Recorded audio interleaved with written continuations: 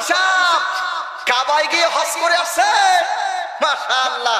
আর হাজী সাহেব কুরবানি দিয়া গোশত দেওয়ার কথা ছিল, এই অসহায় মানুষের গরিবের গোশত দেওয়ার কথা ছিল। হাজী সাহেব কুরবানি দিল, এই বক্তা হাজী কুরবানি একটা দিল 2 লাখ 2.5 লাখ টাকা দিয়া। গোশত এক রান এক ব্যয় বাড়ি, আর এক রান আর এক ব্যয় বাড়ি। আর কিছু গোশত থাকে তা ওয়ালটন ফ্রিজের ভিতরে আর স্যামসাং ফ্রিজে ঢুকায়। এরকম আছে হাজী? কতক্ষণ আছে? এরকম বক্তা আছে? আল্লাহ কিয়ামতে বক্তার বাটাম ফাটাবে। কিরে বক্তা, কিরে বক্তা তুই কি কাজ করলি?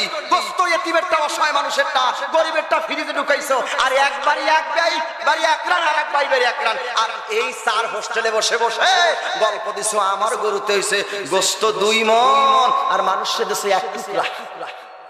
আছে আছে, তবে যশোরে না, এটা ঢাকা নারায়ণগঞ্জ রস করছি।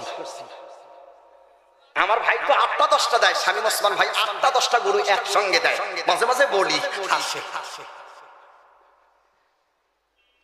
এই অস্করে কিলা কোরবানি দিছো, কোরবানি দিছো গোশত 1 টুকরা গোশতের জন্য। সন্ধ্যার সময় মানুষ এসে হাত পেতে কয় একটু আগে আসলে কেন গোশত সব শেষ হয়ে গেছে? শেষ হয় না, ও গোশত সব ফ্রিজে ঢুকাইছে, আগামী বছর পর্যন্ত খাবে। গরিবের হক নষ্ট করে খায়। এরা আছে, এরা কারা? এরা কারা? ওয়াম্মা সাইলা ফালা তানহা, যারা সাইলকে ধমক দেয় তারা জাহান্নামে যাবে। এখন সাইল কারা?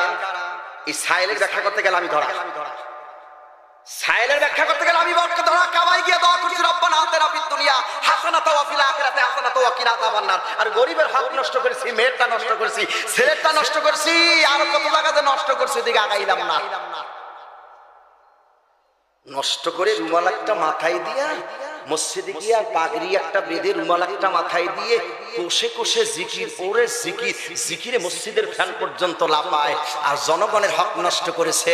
মসজিদে গিয়ে কি জিকির আল্লাহস্কার করছে, এতিমের হক নষ্ট করছে, কি জিকির নষ্ট করছে, মেয়ের হক নষ্ট করছে। আর নামাজ পড়ছে। কত বড় বক্তা রে, কত বড় হাজী রে। আল্লাহ কয় ও হাজী, ওরে বক্তায় তোর বাদাম ফাটাবো রে বক্তায়। তুই তো নামাজ আল্লাহর সন্তুষ্টের জন্য পড়ো না, নামাজ পড়ো ফাওয়াইলুল লিল মুসাল্লিন, মানুষকে দেখাবার নামাজ পড়ো, আল্লাহ সন্তুষ্টর জন্য নামাজ পড়তি না। আল্লাহ সন্তুষ্টর জন্য নামাজ পড়লে মানুষের হক নষ্ট করতি না। হক নষ্ট করে আসে এরকম, তা নামাজ পড়ে লাভ কি?